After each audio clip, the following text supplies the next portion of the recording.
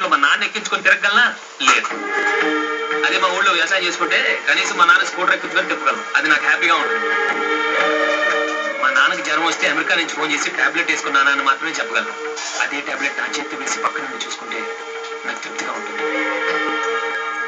నీకు తెలియదు నందు, నాకు 4 ఏళ్ళప్పుడే మా అమ్మ చనిపోయింది. ఎంతమంది చెప్పినా నాన్న మళ్ళీ పెళ్లి చేసుకోలేదు నా కోసం. ఇన్నేళ్లలో నాకు ఎప్పుడు అమ్మలేని లోటు తెలియనివ్వలేదు. అలాంటి నీ వయసులో వదిలేసి వెళ్ళిపోవడం కరెక్టా? నాకు కనీసం ఫ్రెండ్స్, సినిమాలు, సరదాలైనా ఉన్నాయి. కానీ మా నాన్నకు నేను తప్ప వేరే ప్రపంచం లేదు. ఆయన ఎంతసేపు నేనేమోవాలో ఆలోచిస్తున్నాడు. కానీ నేను ఒక్కడిని వదిలేస్తే ఆయన ఏమైపోతాడో నేను ఫీల్ అవుతున్నాను. నేను పెరిగిన ఇల్లు, నేను తిరిగిన ఊరు, నన్ను పెంచిన నాన్న, నన్ను ప్రేమించే స్నేహితులు అందరిని వదిలేసి అక్కడికి వెళ్ళి ఏం సాధించాలి? నా 10 ఎకరాలు ట్రాక్టర్ నాకు చాలు. సాయంత్రం దాకా పొలం వెనుకొని సరదాగా ఫ్రెండ్స్తో దమ్ కొట్టి సెకండ్ షో సినిమాకి వెళ్ళి వచ్చి పడుకుంటే చాలదా?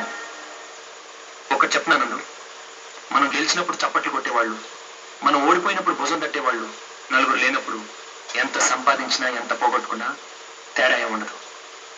Good night.